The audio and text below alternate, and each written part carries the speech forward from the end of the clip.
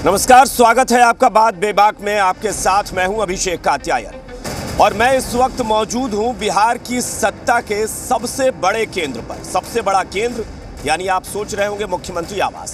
बिल्कुल नहीं, मैं मौजूद हूं बिहार के सबसे बड़े केंद्र, सत्ता के सबसे बड़ी धुरी जो है आरजेडी के नेता और बिहार के अब वर्तमान उप मुख्यमंत्री तेजस्वी यादव के आवास पर। तेजस्वी यादव सत्ता का केंद्र इसलिए बन गए हैं कि कल तक एक अणे मार्ग मुख्यमंत्री का आवास था, आज भी एक अणे मार्ग मुख्यमंत्री का आवास है, यानी वहां कोई परिवर्तन नहीं है।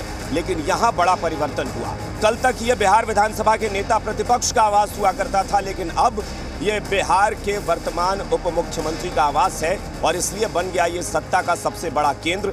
बिहार की राजनीति में सब कुछ पलट गया है। कल तक जो बीजेपी अपने आप को सरकार की भागीदार मान रही थी, पल भर में बाहर हो गई सत्ता से और बन गई विपक्षी पार्टी। और इस वक्त हमारे साथ जो मेहमान जुड़े हैं उनसे भी आपका परिचय कराएं, लेकिन आपको यह भी बता दें कि आज बात बेबाक में मैं अकेले नहीं हूं, मेरे साथ मेरे एक सहयोगी भी जुड़े हैं, क्योंकि सत्ता के अब दो केंद्र हैं। एक मुख्यमंत्री आवास भी है और एक ये 10 सर्कुलर रोड भी है। तो मुख्यमंत्री आवास यानी एक अणे मार्ग पर हमारे सहयोगी राजेश हमारे साथ जुड़े हैं।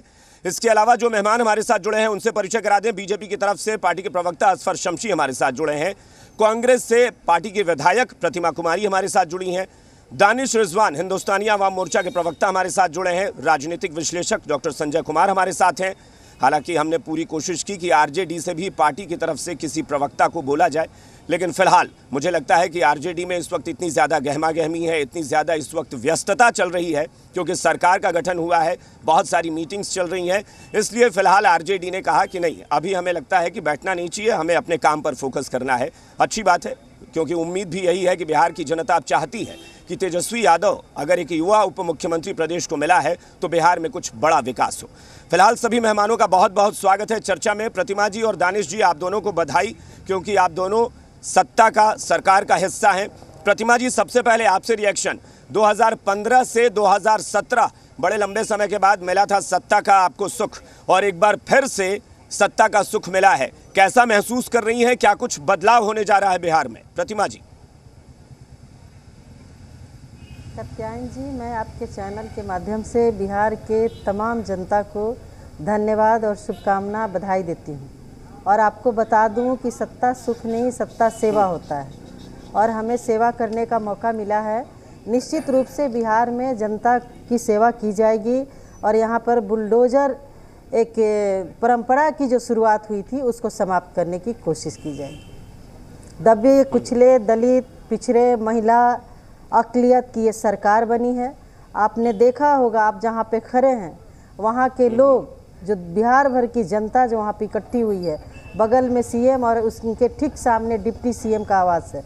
जिस तरह से लोगों में एक उत्साह का माहौल है, ये देखने लायक है कि आज बिहार में लोकतंत्र की जीत हुई है। जो फिकर परस्ती ताकत, सांप्रदायिक ताकतें जो थी, जो बिहार। अच्छा प्रतिमा जी, मुझे एक बात बताइएगा। प्रतिमा जी, एक बात बताइएगा, 2020 के विधानसभा चुनाव में आरजेडी सबसे बड़ा दल रही थी। तेजस्वी यादव सबसे बड़े नेता या सबसे ताकतवर नेता के तौर पर चुनाव जीत कर आए थे, इसमें कोई शक भी नहीं था। तो तेजस्वी यादव तो तब भी ताकतवर थे, लेकिन वो विपक्ष में थे, तब तो आप उनको कोस रही थी। अब आपके साथ सरकार में है तो आप कह रही हैं कि नहीं, बहुत अच्छा है, हम तो विकास करने के लिए आए हैं, हम सत्ता सुख के लिए नहीं आए हैं, सत्ता सेवा के लिए होती है। तो कल तक आप तेजस्वी यादव को कोस क्यों रही थी? तेजस्वी यादव तब भी ताकतवर थे। कहाँ आप गलत बोल रहे हैं। मैंने तेजस्वी यादव को कभी कोसा नहीं। मैं कांग्रेस की एमएलए हूँ और हमारा गठबंधन बहुत पुराना गठबंधन है, कोई नया गठबंधन नहीं है। आपको शायद पता नहीं है कात्यायन जी। प्रतिमा जी, मुझे कितना पता है और कितना नहीं पता है। प्रतिमा जी, मुझे क्या पता है क्या नहीं पता है ये आप मुझे मत बताइए। इस डिबेट के मैं 10 ऐसे हिस्से आपको सुना सकता हूं और बता सकता हूं जब कांग्रेस के नेताओं ने इसी डिबेट में, इसी मंच पर बैठकर तेजस्वी यादव के बारे में उल्टी सीधी बातें की थी। जी बिल्कुल। और आप बता रही हैं, आपके नेता ने, आपके आधिकारिक प्रवक्ता ने इस मंच पर बोला था कि महागठबंधन में हम अब नहीं हैं, हम तेजस्वी यादव के साथ नहीं हैं। कांग्रेस पार्टी की हमारी आदरणीय सोनिया जी, प्रतिमा जी, हमेशा से उनका गठबंधन रहा है। प्रतिमा जी, उगते हुए सूरज को सभी सलाम करते हैं। आपकी मजबूरी है कि तेजस्वी यादव को सलाम करना पड़ेगा। उगते हुए सूरज को सब सलाम करते हैं, अब आप भी करेंगी। कल तक आप नहीं कर रही थी क्योंकि आप अपने आप को दावा ठोक रही थी। को डाइवर्ट करने की कोशिश नहीं कर रहे, बिल्कुल नहीं जी, डाइवर्ट कर रहे हैं। आपके मुख्य प्रवक्ता ने बोला है इस मंच पर कि हमारा महागठबंधन खत्म हो चुका है, हम नहीं है आरजेडी के साथ, यह आपने कहा था। अगर नहीं कहा है तो आप दावा करिए, हम आपको बाइट सुना देंगे। आप चैलेंज कर सकती हैं तो बोलिए, चुनौती स्वीकारिए कि नहीं बोला था। कात्यायन जी, नहीं कात्यायन जी, मैं आपके चैनल के माध्यम से करती हूँ, राजनीति में कोई भी पूर्णकालीन दुश्मन नहीं होता है और कोई पूर्वकालीन दोस्त नहीं होता है। परिस्थितियाँ और देश हित में, जनहित में कुछ निर्णय लिए जाते हैं। आज जो देश का हित है, देश का जो परिस्थिति बनते जा रही है, जो अपने देश की स्थिति होते जा रही थी, जैसे लग रहा था कि लोकतंत्र की हत्या हो रही है। जो भाजपा को सपोर्ट ना करे वो अपराधी है, वो चोर है, वो बेईमान है। तो ऐसे में पूरे देश में एक खराब मैसेज आ रहा था कि कहीं ना कहीं भाजपा जो है क्षेत्रीय दलों से मिलकर के देश के लोकतंत्र को खत्म कर रही है। जेपी नड्डा जी आए, सब लोग अपने पार्टी को मजबूत करता है, लेकिन जिस तरह से उन्होंने कहा कि मैं पूरे देश से क्षेत्रीय पार्टी को खत्म करूंगा, कांग्रेस मुक्त भारत बनाऊंगा। कांग्रेस तो इतनी पुरानी पार्टी है, अब कम से कम ये उम्मीद करें, अब कम से कम उम्मीद करें कि ये बिहार में कंफ्यूजन आपको नहीं होगा। कम से कम ये उम्मीद करें, कम से कम उम्मीद करें कि आपको कोई कंफ्यूजन नहीं होगा कि हमें आरजेडी के साथ रहना है। कम से कम कांग्रेस तो साथ देगी आरजेडी का, ये विश्वास किया जाए। कांग्रेस देखिए, कांग्रेस हमेशा से आरजेडी के साथ मिलके लड़ी है, लोकसभा हो, विधानसभा हो, और हमेशा कांग्रेस को जब जरूरत पड़ी है आरजेडी के नेता आदरणीय लालू जी उसके साथ खड़े रहे हैं, और जब राजद की जरूरत पड़ी है तो हमारे नेता उनके साथ खड़े रहे हैं। और आपके आरजेडी ने भी अपनी ताकत से कांग्रेस को बिहार में बहुत कुछ दिया है।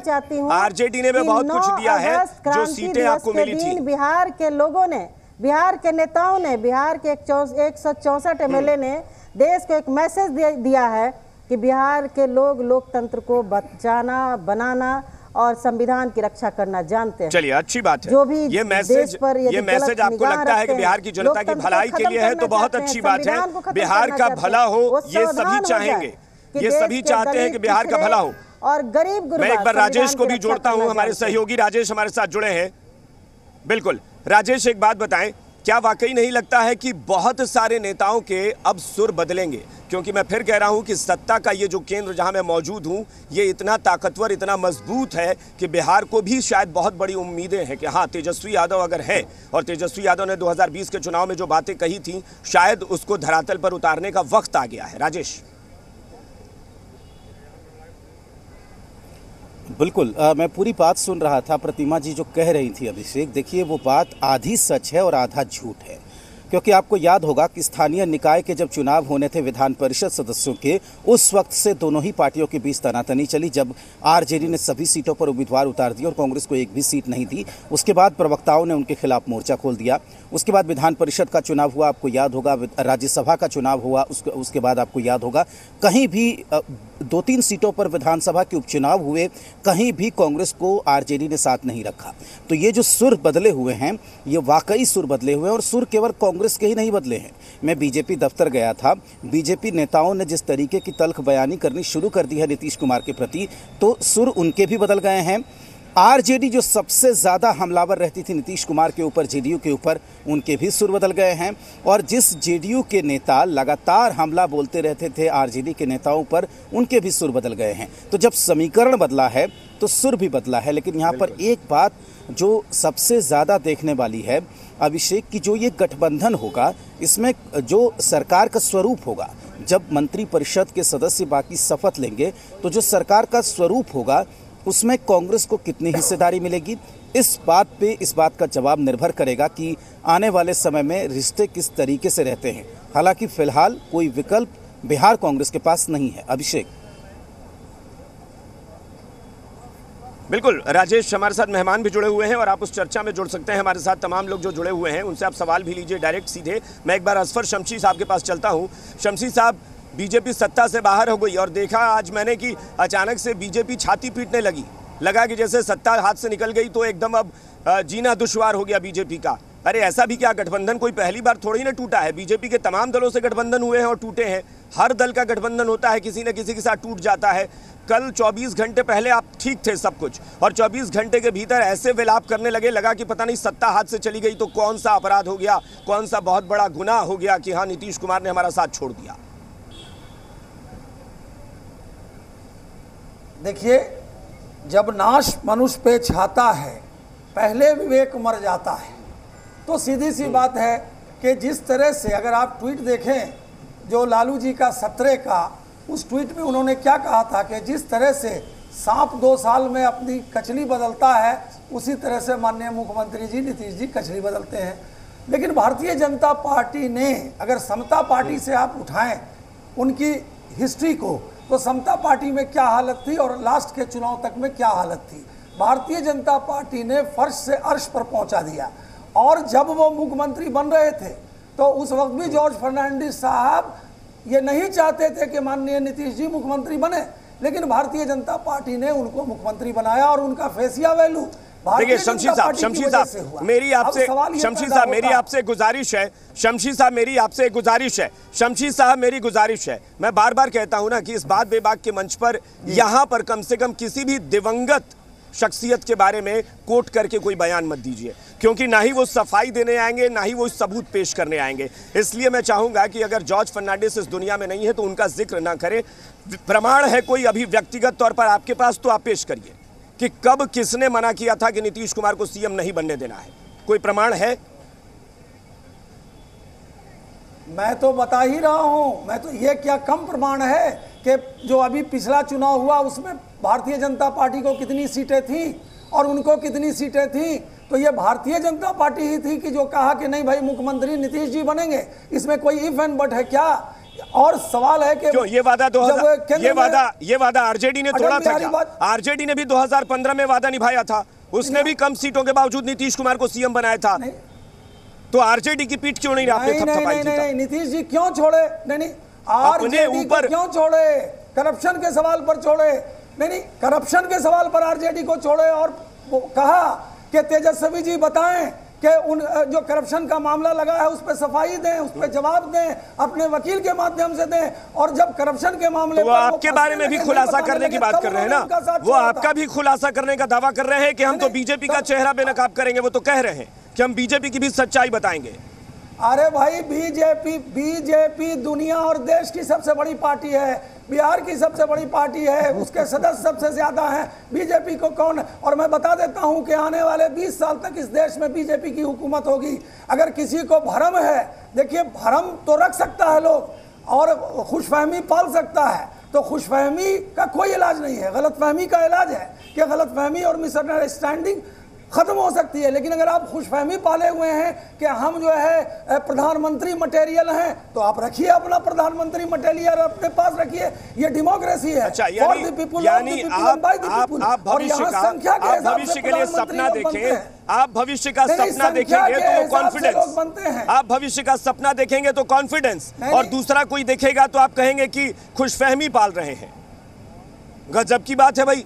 आप देखें तो कॉन्फिडेंस कि नहीं, हमारा कॉन्फिडेंस है कि 20 साल बीजेपी शासन करेगी, और कोई और कह दे तो कहेंगे खुशफहमी पाल रहा है। उनके पास संख्या नहीं है, उनके पास संख्या नहीं है। डेमोक्रेसी में संख्या के आधार पर शमशी साहब, जनता 2 दिन में नकार देती है किसी पार्टी को, जनता 2 दिन में नकार देती है। आप संख्या बल की बात कर रहे हैं, इसकी क्या गारंटी है कि आप 20 साल का दावा ठोक रहे हैं कि 20 साल केंद्र में आपकी सरकार रहेगी? नहीं, लालू जी के वर्किंग कल्चर को और आरजेडी के वर्किंग कल्चर को सब लोग जानते हैं कि क्या वर्किंग कल्चर रहा है। और अभी जो सरकार बनी है, आप देखते रहिएगा कि ये पूरी सरकार के मुखिया जो होंगे वो कौन होंगे? राजेश जी होंगे। राजेश, आप सवाल ले सकते हैं। बहुत दिन की बात नहीं है, आप खुद देख लीजिएगा। दानिश रिजवान भी हमारे साथ जुड़े हुए हैं। राजेश, असफर शमसी, मेरा सवाल है आपसे। मैं राजेश बोल रहा हूँ मुख्यमंत्री आवास के बाहर से। बिल्कुल असफर शमसी जी, मेरा सवाल आपसे ये है कि अगर आप जो कह रहे हैं वो सारी बात बिल्कुल सही है, लेकिन आज बिहार विधानसभा की स्थिति क्या है? बीजेपी अकेले खड़ी है, एक तरफ सारी पार्टियां खड़ी है। जीतन राम मांझी की हिंदुस्तानी अवाम मोर्चा हो, सीपीआई हो, सीपीएम हो, सीपीआई-एमएल हो, कांग्रेस हो, आरजेडी हो, जेडीयू हो। क्यों? आखिर ऐसा क्यों हुआ है? एक सीट एआईएमआईएम की है, वो भी आपसे अलग है। आखिर बिहार में भाजपा इतनी अकेली कैसे पड़ गई? अगर आप जो कह रहे हैं वो सच है तो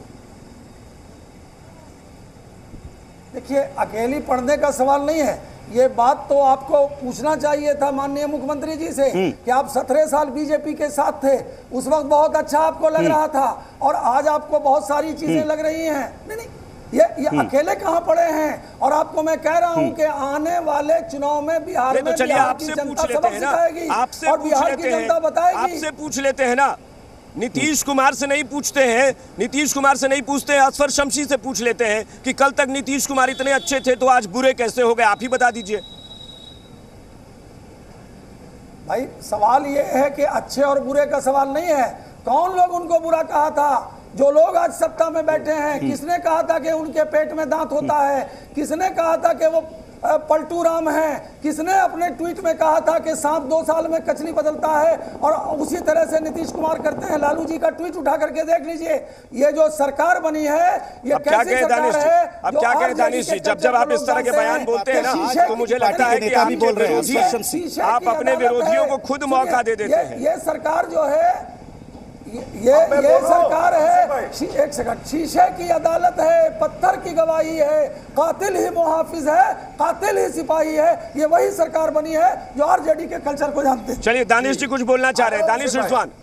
दानिश रिजवान, मुझे लगता है कि इस मंच पे 10 बार आप लोगों ने बीजेपी का बयान याद दिलाया है कि क्या प्रधानमंत्री ने जब नरेंद्र मोदी जी थे तब उन्होंने नहीं नीतीश कुमार को बोला था, या बीजेपी ने नीतीश कुमार पर कभी हमला नहीं बोला? क्या अभिषेक भाई बयान दूसरी बातें हैं। देखिए अभिषेक भाई, हम बिहारी लोग हैं, गांव जवार के लोग हैं, और हमारे यहाँ एक कहावत है जो भारतीय जनता पार्टी के नेता उसको चरित्रार्थ करने की कोशिश कर रहे हैं कि हारब तो हुरब और जीतब तो थुरब।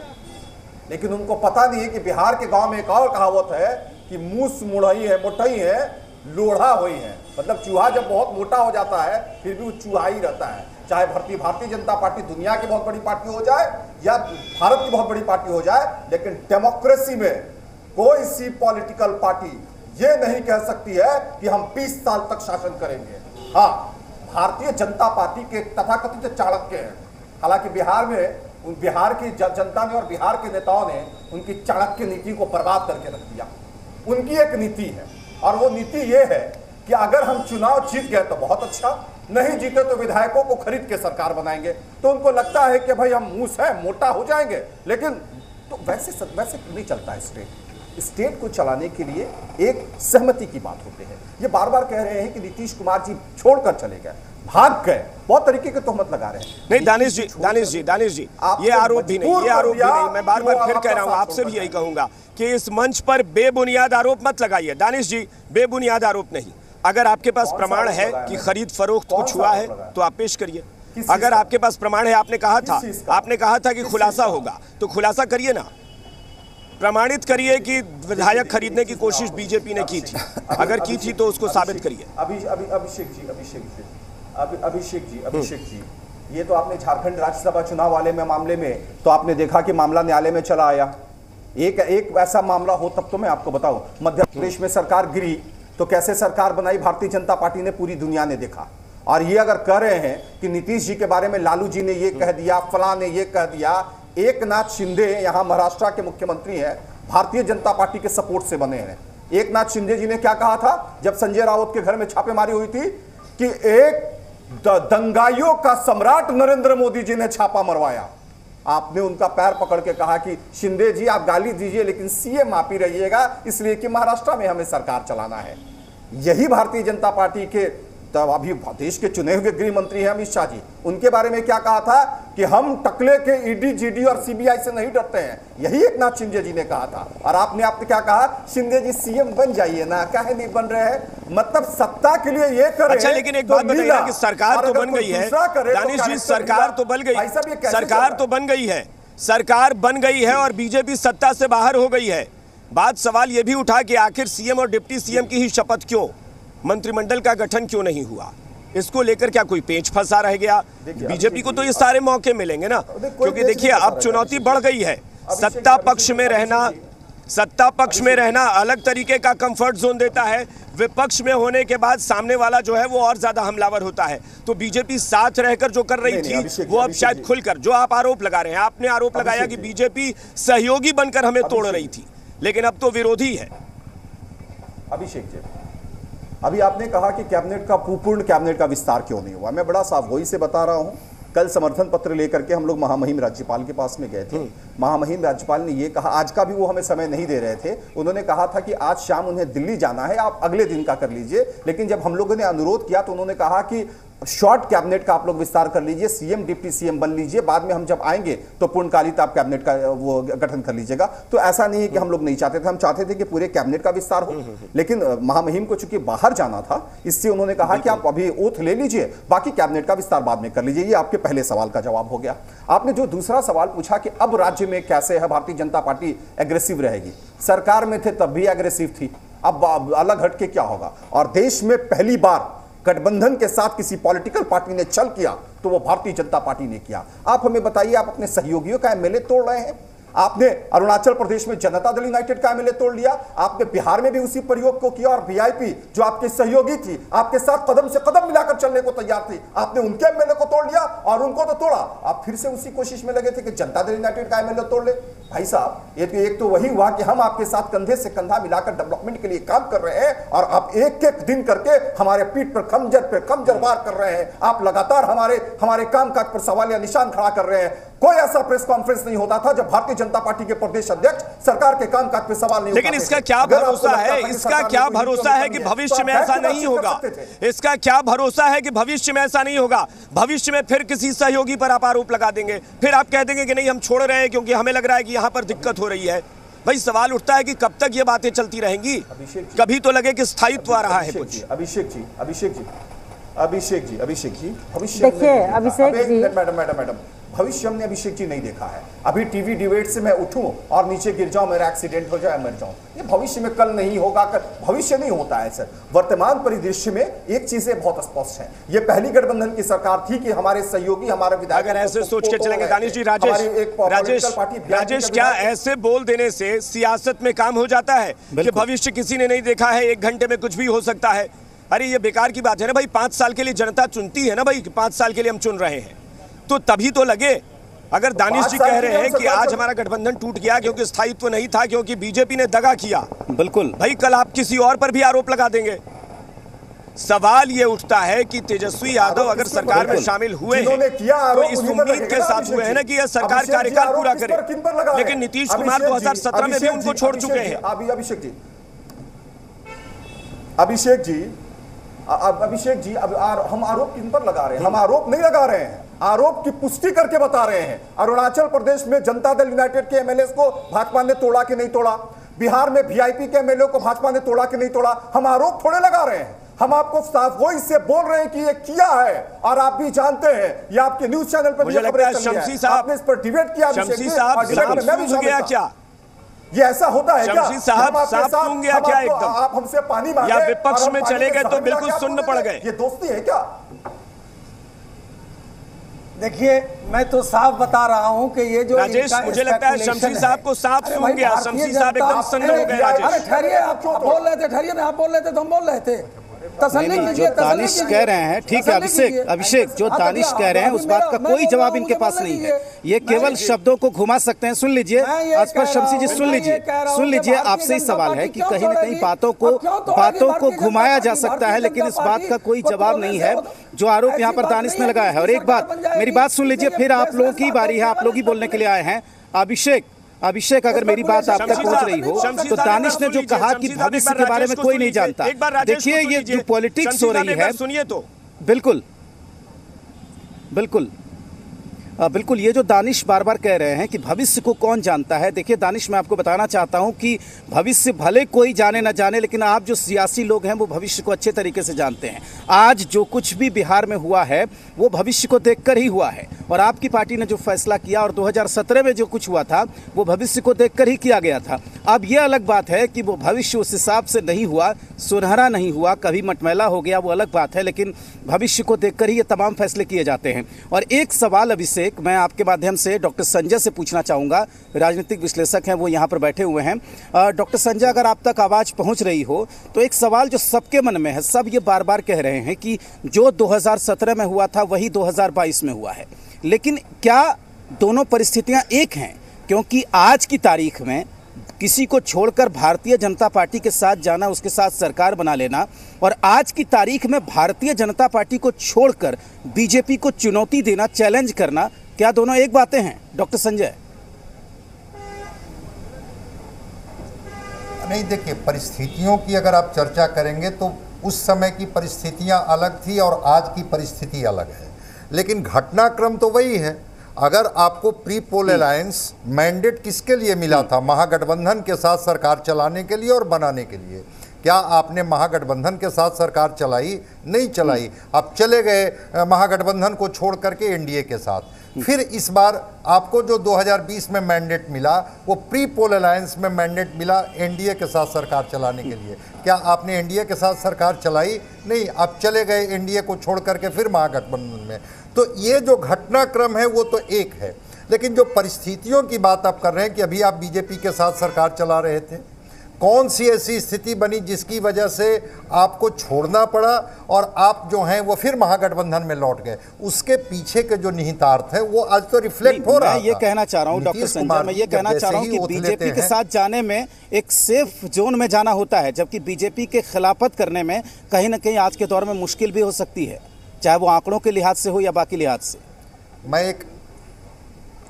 मैं इसको बड़ा स्पष्ट कर देता हूँ। हाँ, ठीक है, मुश्किल की बात है, जिसकी बात हमेशा विपक्ष के लोग कहते रहते हैं कि जो लोग भी विपक्ष के बीजेपी के खिलाफ जाते हैं उन पर एजेंसियां लगा दी जाती हैं, उनको तरह तरह से एक धमकी दी जाती है, एक्सपेरिमेंट किया जाता है। लेकिन उससे इतर जो आज ओथ लेने के बाद मुख्यमंत्री जी ने जो कहा, उस बात को थोड़ा समझने की कोशिश कीजिए। उन्होंने कहा कि लोग कहते हैं कि क्षेत्रीय पार्टियां समाप्त हो जाएगी। मैं आया हूं तो मैं विपक्ष को धार दूंगा, विपक्ष को गति दूंगा। मैं देखता हूं कि हम अपनी ऊर्जा से विपक्ष को कितना ताकत दे सकते हैं। ठीक है, उनकी चुनौती हमें स्वीकार है। शायद इस बार जो उनका निकलना हुआ बीजेपी से, वो नेशनल पर्सपेक्टिव में वो जाना चाहते हैं, जो उनके बातों से जो रिफ्लेक्ट हो रहा था, और विपक्ष की एकजुटता के वो वाहक बनना चाहते हैं। कितनी उनको सफलता मिलेगी, नहीं सफलता मिलेगी, ये तो हम अभी नहीं बता सकते हैं। लेकिन जो वो कहना चाह रहे थे, वो यही कहना चाह रहे थे कि इस देश में विपक्ष को ताकत देने के लिए मैं बीजेपी से अलग होकर के महागठबंधन में आया हूं। अब वो ताकत में विपक्ष उनके साथ कितनी मजबूती के साथ अन्य प्रदेश के लोग रहेंगे। इसीलिए कल मैंने कहा था कि नीतीश कुमार पर दबाव वही है जो कल तक था। कल वो बीजेपी के साथ थे, बीजेपी बड़ा दल थी और वहां पर नीतीश कुमार थे, तो दबाव तब भी था। आज तेजस्वी यादव सिर्फ उनसे बड़े नहीं है, बल्कि बिहार के सबसे बड़े दल के नेता हैं। तो बिहार का सबसे बड़ा दल अगर तेजस्वी यादव का दल है तो यहां दबाव नीतीश कुमार पर तब भी होगा। लेकिन नीतीश कुमार के लिए इसलिए भी इस बार बीजेपी का साथ छोड़ना जरूरी था क्योंकि उन्हें एहसास हो गया था शायद कि बीजेपी के साथ रहेंगे तो मेरी पार्टी खत्म हो जाएगी, और पार्टी नहीं रहेगी तो फिर मैं नेता काहे का और सिद्धांत काहे का। इसलिए मुझे लगता है कि बीजेपी को छोड़ना इस वक्त उनकी जरूरत बन गई थी। डॉक्टर संजय, एक चीज मैं स्पष्ट कर दूं, बीजेपी के 77 एमएलए थे। 77 एमएलए का दबाव अगर नीतीश कुमार नहीं झेल पा रहे थे तो 79 एमएलए हैं आरजेडी का, उसके दबाव को ये कितना झेल पाएंगे ये हम लोग बाद में देखेंगे।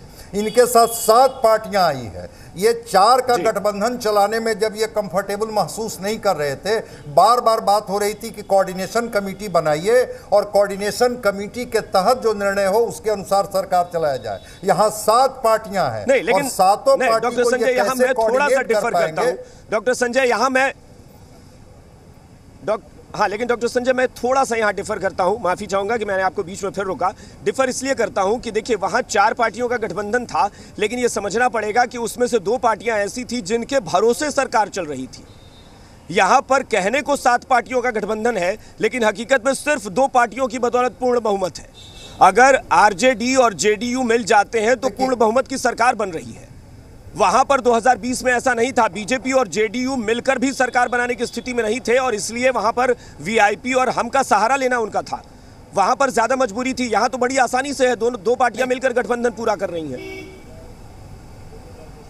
नहीं, अगर उनका मकसद केवल सत्ता में बने रहना है, मुख्यमंत्री के तौर पर बने रहना है, तब तो आपके सवाल जो हैं या आपके जो उत्तर हैं उससे मैं सहमत हूं। लेकिन अगर हर पार्टी की आकांक्षा और महत्वाकांक्षा का ये प्रतिनिधित्व करेंगे तब तो हर पार्टी को इनको लेकर के चलना होगा।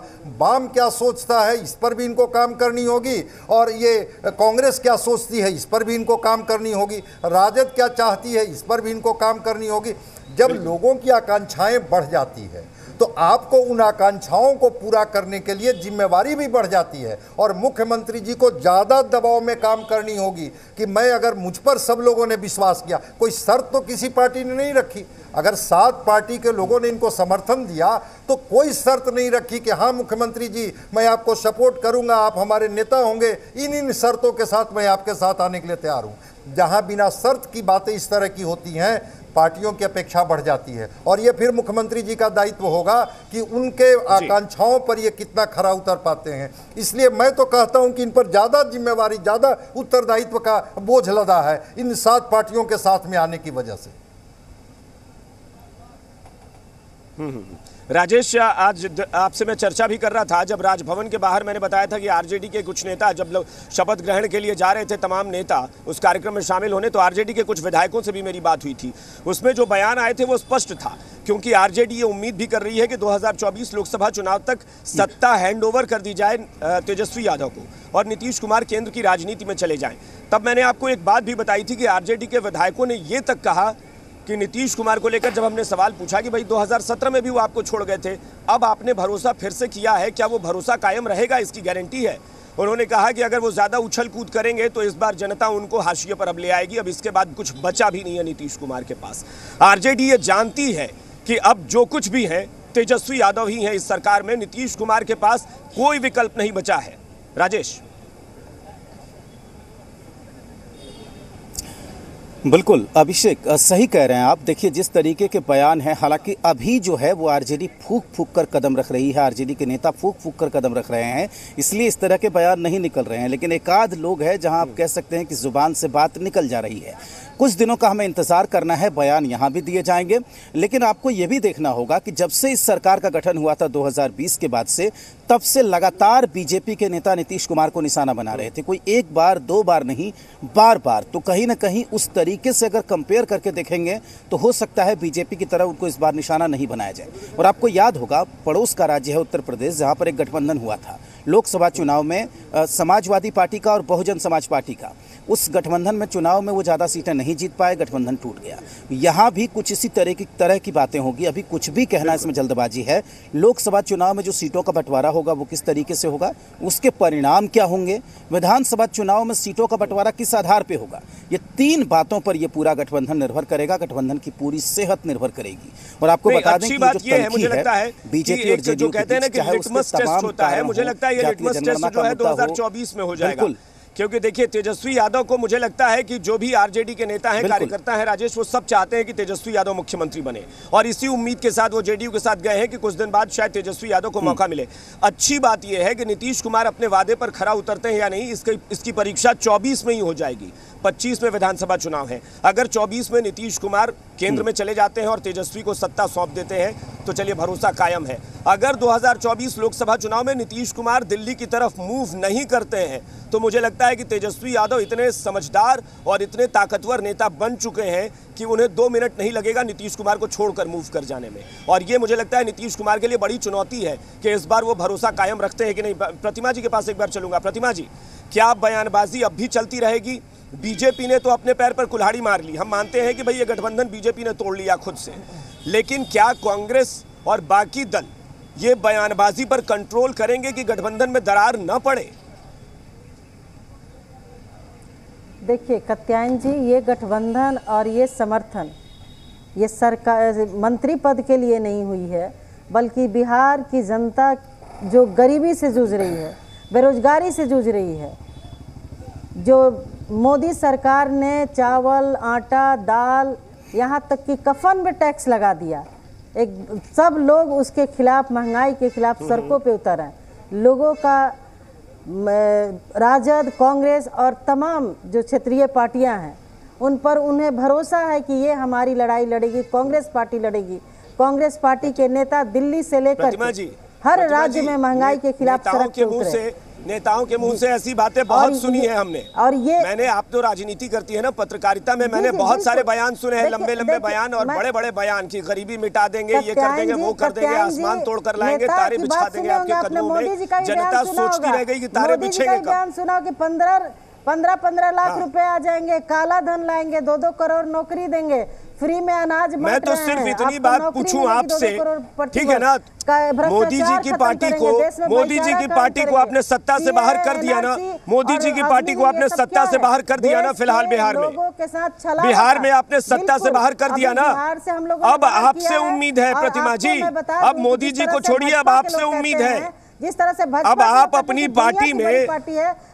पार्टी में खुद प्रदेश अध्यक्ष के पद को लेकर लड़ सकती हैं, तो क्या गारंटी है कि कल होके आप मंत्री पद के लिए न लड़ जाएं? आप प्रदेश अध्यक्ष पद के लिए जब बगावत कर सकती हैं अपनी पार्टी में अपने प्रभारी के खिलाफ, तो क्या गारंटी है? बिहार के मान सम्मान के लिए, बिहार के बेरोजगारी के लिए नहीं, तो क्या गारंटी है कि कल कांग्रेस में 4 लोग खड़े हो जाए मंत्री पद के लिए और गठबंधन पर संकट आ जाए?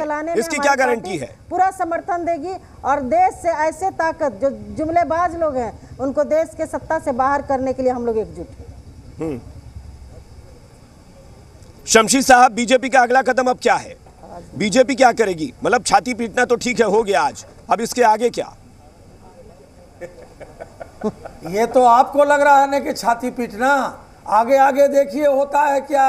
जो जनादेश का अपमान किया गया है ना, वो अगले चुनाव में ही पता चल जाएगा। इसलिए कोई नहीं छाती, बीजेपी बड़ी पार्टी है और इसका एक ऑर्गेनाइजेशनल स्किल है। हम पंचायत से लेकर के ऊपर तक आपने तो सबको उतार दिया मैदान में, मतलब ऐसा लगा। शमशी साहब, ये मुझे नहीं लग रहा है, ये मुझे नहीं लग रहा है, ये पूरा बिहार सोच रहा है कि बीजेपी को हो क्या गया। सारे केंद्रीय नेता बिहार से जुड़े हुए जितने हैं सब उतर गए मैदान में, विलाप करने लगे कि भाई सरकार चली गई, नीतीश कुमार ने धोखा दे दिया। बिल्कुल, अगर हम जेडीयू के साथ थे तो सत्ता के माध्यम से हम व्यवस्था को बिहार की बदलना चाहते थे, जिसमें ये फिर वो उन्हीं लोगों के साथ चले गए जो लोग अपराधी थे, जो लोग भ्रष्ट थे, जो लोग चार्जशीटेड थे। हमारा तो मिशन था, हमारा तो मोटिव था कि हम सत्ता के माध्यम से व्यवस्था बदलना चाहते थे, इसलिए बिहार में हम। अच्छा ठीक है, एक दो मुद्दे और हैं, एक दो मुद्दे और हैं, 1 मिनट, ठीक है शमशी साहब, 1 मिनट, शमशी साहब, जहाँ पे गए गलत दिशा में ले जाना चाहते थे, आप यहाँ के नेता एकजुट होकर के इनको सबक सिखाया है। चलिए ठीक है, शमशी साहब और प्रतिमा जी 1 मिनट। अब मैं, हाँ 1 मिनट आ रहा हूँ, मैं आ रहा हूँ 1 मिनट। मैं डॉक्टर संजय से एक छोटी टिप्पणी बीच में और ले रहा हूँ। डॉक्टर संजय, कुछ ऐसे मुद्दे भी हैं। हाँ ठीक है, बोलिए डॉक्टर। हाँ रिजवान जी बताइए।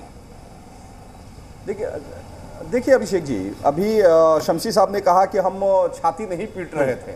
जितने नेता आज धरना प्रदर्शन कर रहे थे ना, कायदे से अगर उतने तमाम भारतीय जनता पार्टी के नेता एक साथ डेवलपमेंट के लिए काम करते तो शायद ये सरकार बचाई जा सकती थी। हम लगातार कह रहे थे ये तमाम नेता अगर एक साथ मेहनत करते और ईमानदारी के साथ गवर्नमेंट के साथ रहते तो शायद इस तरह का काम नहीं होता। लेकिन इन सबके दिल में कहीं ना कहीं से कालापन था और आपने देख लिया। इन लोगों ने एक प्रयोग किया वीआईपी के साथ, वीआईपी को तोड़ा तो इनको लगा कि अब जेडीयू को भी तोड़ लेते हैं। ईमानदारी के साथ अगर दोस्त के साथ रहिएगा, वो भी माननीय मुख्यमंत्री नीतीश कुमार जी जैसा दोस्त, तो अपना खाना निकाल के दे देंगे। ठीक है दानिश, अगर वो पानी मांगेंगे, ठीक है दानिश रिजवान, दानिश रिजवान, मैं एक बार डॉक्टर संजय के पास चलता हूं। 1 मिनट दानिश रिजवान, मैं एक बार डॉक्टर संजय के पास चलूंगा और मैं राजेश को भी चाहूंगा कि इसमें जुड़े कि राजेश कुछ ऐसे मुद्दे हैं जिस पर चर्चा होनी चाहिए, क्योंकि देखिए नीतीश कुमार और बीजेपी साथ में थे, बहुत सारे मामलों पर बहस हुई और बहस ऐसी नहीं हुई। इनके ही पार्टी में 1 मिनट शमशी साहब एमएलए है, पहले ये नहीं ये बताएं। ठीक है शमशी साहब 1 मिनट। शमशी साहब मैं कुछ और सवाल ले लूं, शमशी साहब कुछ और चर्चा कर ले, शमशी साहब कुछ और चर्चा कर ले। जो इतना आप अच्छा दानिश रिजवान आप छोड़िए, दानिश जी आप उनसे बहस क्यों कर रहे हैं? दानिश जी आप उनसे बहस क्यों कर रहे हैं? दानिश रिजवान आप बहस क्यों? दानिश रिजवान प्लीज, दानिश रिजवान आप चुप रहिए ना, दानिश रिजवान आप तो शांत हो जाइए। चलिए दानिश रिजवान, दानिश बिल्कुल भाई साहब लड़िए मत भाई, मारपीट ना कर लीजिएगा। हाशिए पर हैं, हाशिए पर हैं, मत वकालत कीजिए, वकालत मत कीजिए, अर्जी लाल कितने एमएलए आपके हैं बता सकेंगे, दूसरे के दम पर बोले कितने एमएलए आपके हैं, कितने एमएलए। अरे भाई साहब मारपीट मत कर लीजिएगा वरना लोग कहेंगे कि अभिषेक कात्यायन ने बात बेबाक में मार करवा दिया, प्लीज। अरे भाई साहब मारपीट मत कीजिएगा, शांत रहिए थोड़ा, एक मिनट, थोड़ा धैर्य रखिए, थोड़ा धैर्य रखिए। दानिश रिजवान असफर शमशी प्लीज। कितने एमएलए हैं, कितने दिन हो गया शमशी साहब कोई बात नहीं है, शमशी साहब चलिए। दानिश रिजवान शमशी साहब, दानिश रिजवान प्लीज, दानिश रिजवान असफर शमशी प्लीज शांत हो जाइए, ऐसे बौखलाइए मत आप प्लीज। मैं डॉक्टर संजय के पास चलूंगा, डॉक्टर संजय, दानिश रिजवान हो जाएगा। ठीक है दानिश रिजवान, देखिए ऐसा ठीक नहीं लगता ना, इस तरीके से दोनों आदमी मत बौखलाजिए ना कि लगे कि मार हो रहा है, एकदम वैसे नहीं। मैं एक बार डॉक्टर संजय के पास चलूंगा, डॉक्टर संजय और राजेश में चाहूंगा आप जुड़िए। एक मिनट, दानिश रिजवान प्लीज, दानिश रिजवान शांत रहिए प्लीज। जब मैं रोकूं तो कम से कम रुक जाइए, बाकी आप कहेंगे तो बाहर निकलिएगा, मैं छोड़ दूंगा, आप लोग लड़ लीजिएगा आराम से, जितना हो सके कहिएगा तो मदद कर दूंगा उसमें। हाँ लेकिन अभी फिलहाल राजेश आप जुड़िएगा एक बार जरा। कुछ मुद्दे थे, जब बीजेपी और जेडीयू साथ थे तो यहां लगातार विपक्ष हमला कर रहा था। दानिश रिजवान प्लीज, मैं मुस्कुरा कर बोलता हूं तो चाहता हूं कि आप लोग भी भाईचारे में रहिए, लेकिन अब ऐसा मत कीजिए कि मुझे कस के थोड़ा स्ट्रिक्टली बोलना पड़े। दानिश रिजवान, हाँ राजेश, चूंकि शराबबंदी एक ऐसा मुद्दा था कि बार बार विपक्ष कह रहा था कि जब हम महागठबंधन में थे तो शराबबंदी ज्यादा बढ़िया लागू थी, बीजेपी जब से आई जहरीली शराब से मौत का आंकड़ा अचानक से बिहार में बढ़ गया। लेकिन कांग्रेस वहीं पर यह कहती रही कि शराबबंदी खत्म होनी चाहिए। हिंदुस्तानी आवाम मोर्चा के नेता जीतन राम मांझी तो खुलकर कहते थे कि थोड़ी थोड़ी पिया करो, यानी थोड़ा थोड़ा लिटिल मार लेना चाहिए।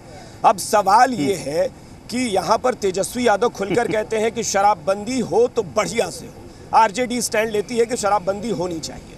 लेकिन क्या लगता है कि ये वाकई बड़ी चुनौती है कि सारे दलों को शराबबंदी के लिए नीतीश कुमार के एजेंडे को लागू करने के लिए बड़ी मशक्कत करनी पड़ेगी और जहरीली शराब से मौत नहीं होगी? ये डॉक्टर संजय से भी मैं पूछूंगा और मैं चाहूंगा कि आप उस चर्चा में शामिल हो। राजेश।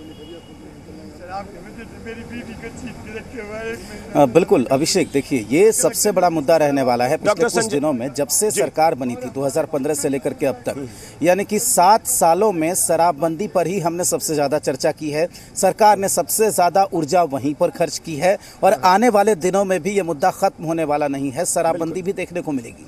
एक और अहम मुद्दा है जो हिंदुस्तानी अवाम मोर्चा की तरफ से कहा जाता था, कोऑर्डिनेशन कमेटी। आप याद करिए अभिषेक कि जीतन राम मांझी ने क्या कहते हुए महागठबंधन को छोड़ा था, ये कहते हुए छोड़ा था कि कोऑर्डिनेशन कमेटी नहीं बनी इसलिए छोड़ देंगे। क्या आज की तारीख में कोऑर्डिनेशन कमेटी बन गई है महागठबंधन में? इसका भी जवाब देना है।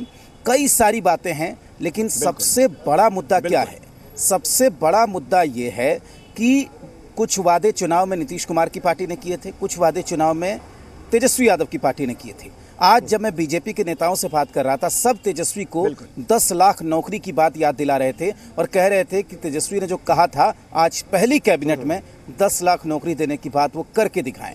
जबकि बीजेपी के नेता ये भूल रहे थे कि उन्होंने भी 19 लाख रोजगार देने की बात कही थी और 2 साल से ज्यादा का वक्त बीत गया, करीब 2 साल, थोड़ा कम है, 2 साल बीतने को आए हैं, लेकिन आपने कितनी नौकरी दी है ये भी आपको बताना चाहिए। उससे पहले जब आप तेजस्वी यादव को कह रहे हो कि 10 लाख नौकरी दीजिए, बीजेपी चूंकि 19 लाख वाला मुद्दा राजेश चूंकि खत्म हो जाता है, क्योंकि बीजेपी जैसे ही बाहर हो गई तो अब बीजेपी के किसी भी घोषणा का कोई लेना देना नहीं। अब तो उन घोषणाओं पर बात होगी या उन मुद्दों पर बात होगी जो महागठबंधन की तरफ से चर्चा हो रही थी। मैं चाहूंगा डॉक्टर संजय इस पर बोले। डॉक्टर संजय, क्या बिहार में मुद्दे खत्म हो जाएंगे? ठीक है, 9 अगस्त और 10 अगस्त में इतना तो फर्क है कि 9 अगस्त तक एनडीए की सरकार, 10 अगस्त से महागठबंधन की सरकार, लेकिन मुद्दों का क्या? नहीं, मुद्दे तो रहेंगे। और अब अगर भारतीय जनता पार्टी विपक्ष में अगर चली गई है तो उन मुद्दों को लेकर के भारतीय जनता पार्टी कितना मुखर रहती है, ये तो भारतीय जनता पार्टी का जो सक्रियता होगी वो हम लोगों को दिख जाएगी। लेकिन जो 2 बड़े इशूज बिहार का जो चुनाव ही 2020 का लड़ा गया था और जो उसके नैरेटिव थे, वो नैरेटिव रोजगार और नौकरी के इर्द गिर्द घूम रहा था। और ये नैरेटिव किसी ने नहीं, तेजस्वी जी ने बनाया था। उन्होंने कहा था कि अगर सत्ता मुझे मिली, जनता ने मुझे दिया मौका, तो मैं 10 लाख नौजवानों को सरकारी नौकरी दूंगा। इसकी बात उन्होंने की थी और उन्होंने रिक्तियों गिनाई थी कि किस विभाग में कितनी रिक्तियां हैं। नौकरी डेटा मेरे पास है। और जब मैं जी नौकरी की बात उन्होंने की थी और डेटा दिया था कि किस विभाग में कितनी रिक्तियां हैं। ठीक है, 2 साल आपको मौका नहीं मिला, अब तो आप सरकार में हैं और अब तो आपको किसी पर ये नहीं कह सकते हैं कि आपने हमको मौका नहीं दिया। ठीक है, एक परिस्थिति बनी और आप सत्ता में हैं तो एक अपेक्षा तो होगी। अब इस पर कितना हमलावर होगी बीजेपी, वो तो बीजेपी बताएगी। दूसरा जो बड़ा मुद्दा जिसको आपने किया था, शराबबंदी। शराबबंदी कब हुई थी? जब नीतीश कुमार जी महागठबंधन में थे। और महागठबंधन में जब थे तो सारे लोगों ने मिल करके इस निर्णय के साथ हुआ थे कि हाँ, बिहार में शराबबंदी होनी चाहिए। लेकिन वही नीतीश कुमार जब एनडीए के साथ चले जाते हैं तो महागठबंधन के लोगों ने उंगली उठाई कि शराबबंदी फेल है, पैरेलल इकोनॉमी खड़ी हो गई, एक बड़ा तस्कर वर्ग खड़ा हो गया। मैं तो मानता हूं कि अगर ये 2 इशू महागठबंधन अगर कैटर कर देती है कि शराबबंदी का अगर निर्णय है और उसमें अगर बीजेपी भी मजबूती के साथ कहती है कि हाँ, जब हम एनडीए में थे उस समय भी हम साथ थे शराबबंदी के और आज भी मैं साथ हूं, तो शायद एक बड़ी चुनौती का सामना सरकार को नहीं करनी पड़ेगी। जहां तक नौकरी की बात है, ठीक है, 10 लाख नहीं, एक आंकड़े के तहत 2 लाख ही कर दीजिए तो शायद ये बिहार के नौजवानों को लगेगा कि अगर परिवर्तन हुआ, सत्ता का समीकरण बदला, गठबंधन बदली, उसका सीधा सीधा लाभ हमको मिला। ये 2 बड़े चैलेंज ऐसे हैं सरकार के पास। अब ये कितना दिन में ये सरकार इसको पूरा कर पाती है तो सरकार बताएगी। लेकिन ये दोनों के जो वादे हैं, ये दोनों वादों में हम तो अब चली गई वहाँ महागठबंधन में, तो हम पार्टी जो थोड़ी थोड़ी पिया करो या ज़्यादा पिया करो, तो अब तो वो कहेंगे या तो इधर खड़े रहेंगे नहीं तो उधर खड़े रहेंगे। तो सरकार को 3 लॉ में अमेंडमेंट हुआ और उस अमेंडमेंट के बाद भी शराब, जहरीली शराब से मौत रुक नहीं रही है। तो क्या कांग्रेस भी सवाल उठाते रही शराबबंदी पर? आज कांग्रेस भी सरकार के साथ है। कोई एक तरफ तो निर्णय लेना होगा, शराबबंदी रहनी चाहिए, शराबबंदी नहीं रहनी चाहिए। डॉक्टर संजय, मैं तो स्पष्ट बोल रहा हूं, आप विश्लेषण करेंगे, मैं तो खुलकर बता रहा हूं ना, एक जर्नलिस्ट के तौर पर मैं बोल सकता हूं ना। कांग्रेस ने कोई आलोचना नहीं की, कांग्रेस ने तो खुलकर कहा कि शराबबंदी खत्म कर देनी चाहिए। आरजेडी ने जरूर शिकायत की और आलोचना की कि हाँ, शराबबंदी फेल है, लेकिन शराबबंदी लागू रहनी चाहिए, यह हम भी चाहते हैं। तो आरजेडी ने स्टैंड क्लियर किया, बीजेपी ने कहा कि शराबबंदी के साथ है, जेडीयू ने कहा शराबबंदी के साथ है और आरजेडी ने भी कहा। 3 बड़े दल, कांग्रेस ने कहा शराबबंदी खत्म कीजिए, हिंदुस्तानी आवाम मोर्चा ने कहा शराबबंदी खत्म कीजिए, वीआईपी ने कहा शराबबंदी खत्म कीजिए। तो मुश्किल यही है ना कि वीआईपी तो चलिए अभी कोई सदस्य उसका नहीं है, लेकिन ये 2 पार्टियां, दानिश बता देंगे, दानिश रिजवान, क्या अब लिटिल मारने के लिए बोलेंगे या फिर अब कहेंगे कि नहीं भाई, सरकार में नीतीश कुमार ने जो कह दिया वही होगा? क्या करेंगे? देखिए, एक चीज बहुत स्पष्ट है, हम शराबबंदी कानून के कभी विरोधी नहीं रहे हैं। ये अगर आप हमेशा ये बातें होती रहती है कि जीतन राम मांझी कहते हैं कि हम कानून में शराबबंदी कानून का विरोध करते हैं, शराबबंदी कानून के विरोधी नहीं है। हमारा स्पष्ट मानना है कि आप अगर इसको लागू कर रहे हैं तो मजबूती से लागू करिए और अगर नहीं लागू हो पा रहा है तो फिर दानिश रिजवान इसलिए हम दानिश रिजवान कि आप दानिश रिजवान ये नेताओं को बोलिए ना, दानिश रिजवान ये नेताओं को बोलिए ना। दानिश जी नहीं सुनिए ना, कंप्लीट कैसे करने दे। मैं फिर कह रहा हूं ना, ये बात जो है गोलमोल बातें और बयान तोड़ना मरोड़ना, सुनिए ना, ये बीजेपी, कांग्रेस, आरजेडी, जेडीयू इनके साथ कीजिएगा, हमारे साथ क्यों कर रहे हैं भाई? अभिषेक जी, अरे भाई सुनिए, आपके नेता ने सिर्फ ये नहीं कहा, उसकी पूरी व्याख्या की थी कि शराब पीना क्यों जरूरी है। आपने शराब की खूबियां बताई थी, झूठ मत बोलिए दानिश रिजवान, शराब की खूबियां बताई थी आपने। अभिषेक जी, आप ये नहीं करेंगे कि आप यहाँ मेरे शो में आके झूठ बोल के चले जाएं और आप कहेंगे कि मैं सुनता रहूं कि हाँ बड़ा अच्छा बोले। अभिषेक जी सुनिए ना, अभिषेक जी सुनिए, आपने सवाल पूछा है तो जवाब सुनिए। शादी होता है तो बताइए। उसी दिन हम बच्चे का नाम रखने लगते हैं क्या? बताइए। आज नई सरकार बनी, आज नई सरकार बनी है, रखेंगे हम बातों को।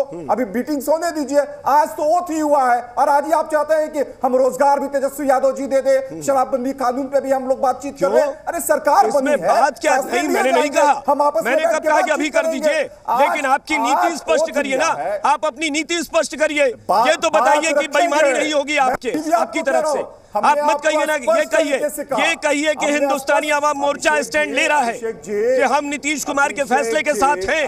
बोलिए अभिषेक जी, अरे अभिषेक जी कहाँ दानिश भाई, कहाँ बात को घुमा रहे हैं? जब तेजस्वी यादव विपक्ष में होकर बोल सकते थे तो आप तो सहयोगी हैं नीतीश कुमार के, बोलिए ना, बोलिए खुल के कि शराबबंदी के साथ है कि विरोध में? खुलकर बोलिए अभिषेक भाई, ये इस अभिषेक भाई जिस फोरम पे बात रखनी होगी हम उस फोरम पे बात रखेंगे। आज तो सरकार है, आज तो तमाम लोग आप देख रहे हैं, आज आरजेडी के कोई प्रवक्ता नहीं आए, सारे लोग अभी मीटिंग्स में हैं, सारी अपनी अपनी तैयारी कर रहे हैं, कैसे स्टेट के बारे में सोचना है और अच्छे से कैसे सरकार चलाना, इस पर भी हम लोग बातचीत कर रहे हैं। आज ही सरकार बनी है, इंतजार करिए, सारा कुछ होगा, नौकरियां भी मिलेंगी, शराबबंदी। बहुत बहुत बधाई हो आपको, बहुत बहुत बधाई हो। मैं तो कह रहा हूं ना कि आप सबको बधाई हो, लेकिन याद रखिएगा, 2017 का इतिहास 2022 में दोहराया गया है। आपको जनता को बताना पड़ेगा कि नई सरकार ने बिहार का स्वरूप बदला है, तो जनता भी आपको बधाई देगी कि हाँ, आपने जो फैसला किया हम आपके साथ हैं। ये नहीं होगा कि सिर्फ कुर्सी बचाने के लिए हम बदल लिए गठबंधन। जनता को इतना हक दीजिए कि जनता अगर आपकी पीठ थपथपाए कि आपने बहुत अच्छा काम किया, और सीबीआई को करारा जवाब भी देंगे। बिहार की जनता को हम, चलिए राजेश कुछ कह रहे हैं। राजेश, हाँ राजेश को करारा जवाब भी देंगे यहाँ पे। बिल्कुल दानिश अगर आप मेरी बात सुन पा रहे हैं, दानिश मेरा एक सवाल आपसे है, दानिश अगर आप मेरी बात सुन पा रहे हैं तो मेरा एक सवाल आपसे है। आपने कहा कि बच्चा अभी पैदा हुआ है और आप पूछ रहे हैं कि नाम क्या है। एक बात बताइए दानिश, आप भी पॉलिटिक्स को समझते हैं, ये बात किसने कही थी कि सरकार बनते ही पहली कैबिनेट में एक कलम से 10 लाख नौकरी देंगे? ये बात क्या हमने कही थी क्या दानिश? नहीं आते देखिए, अब अभिषेक देखिए राजेश जी, मैं इसका जवाब दे देता हूं। देखिए, रोजगार का जो मामला है, सीएम और डिप्टी सीएम के पास में जो अभी डिपार्टमेंट्स बटेंगे, उसके बाद ना हम रोजगार के लिए स्टेप उठाएंगे। आज का जो कैबिनेट, आज कोई डिसीजन हुआ क्या कैबिनेट में? आज कैबिनेट में सिर्फ ये डिसीजन हुआ है कि 24 तारीख को सत्र बुलाया जाएगा। पूरी कैबिनेट बनने दीजिए। मैंने आपको राजेश भाई कहा ना, मैंने ठीक है, चलिए हम आपको वक्त देते हैं, हम आपको वक्त दे रहे हैं। चलिए ठीक है, आपने कहा ना, आज की बात को हम नहीं मानते। आज मानते हैं कि अभी तो सीएम और डिप्टी सीएम ही है, बाकी मंत्री जब बन जाएंगे तब हम आकलन करेंगे। फिर आप प्रतिमा जी बस 10 सेकंड में अपनी बात कहिएगा, क्या बिहार के सारे मुद्दे खत्म हो जाएंगे और हम मान लें कि आज के बाद बिहार में जो बड़ी समस्याएं हैं उसका खात्मा करने के लिए यह सरकार पूरी तरह से बढ़ जाएगी? प्रतिमा जी बिल्कुल, ये सरकार जो बनी है बिहार के हित में बनी है, यहाँ के लोगों की सुविधा के लिए बनी है और जनहित में हमने सरकार का निर्माण किया है। और आपको मैं आपके चैनल के माध्यम से मैं बताना चाहती हूँ कि विधायक महागठबंधन के विधायकों की बैठक में बिहार के अभी हमारे जो डिप्टी सीएम हैं माननीय तेजस्वी प्रसाद यादव जी ने ऐलान किया कि हमारे मंत्रिमंडल का गठन जब हो जाएगा तो जितना भी बैकलॉग है, जितनी भी वैकेंसियां हैं, पहले उनको भरी जाएंगी। शुरू करेंगे। चलिए बहुत बढ़िया। असफर शमशी विपक्ष की भूमिका क्या होगी? असफर शमशी विपक्ष की भूमिका में क्या करेंगे? बहुत संक्षेप में 10 second. Asfar Shamshi last comment. भरोसा है कि ये असफर शमशी लास्ट कमेंट। सीधी बात है कि हम लोग पॉजिटिव वे में काम और पॉजिटिव वे में काम करेंगे और जनता को बताएंगे। दानिश रिजवान कह रहे हैं कुछ नहीं करेंगे, सिर्फ छाती पीटेंगे। हम गांव छाती पीटेंगे, सरकार चली गई। चलिए ठीक है, कुल मिलाकर जो लोग भी सरकार में हैं उन सबको बहुत बहुत बधाई, जो विपक्ष में है उनको भी बधाई, और उम्मीद करते हैं कि विपक्ष में रहकर अच्छे विपक्ष की भूमिका निभाएंगे। लेकिन फिर मैं कह दूं कि बात बेबाक आज इस जगह से हमने किया, सत्ता का यह नया केंद्र 10 सर्कुलर रोड, जो कल तक नेता प्रतिपक्ष का आवास, आज बिहार के वर्तमान उप मुख्यमंत्री का आवास है। तो फिलहाल यहां से बात बेबाक में फिलहाल इतना ही। बने रहिए जी बिहार झारखंड के साथ। नमस्कार।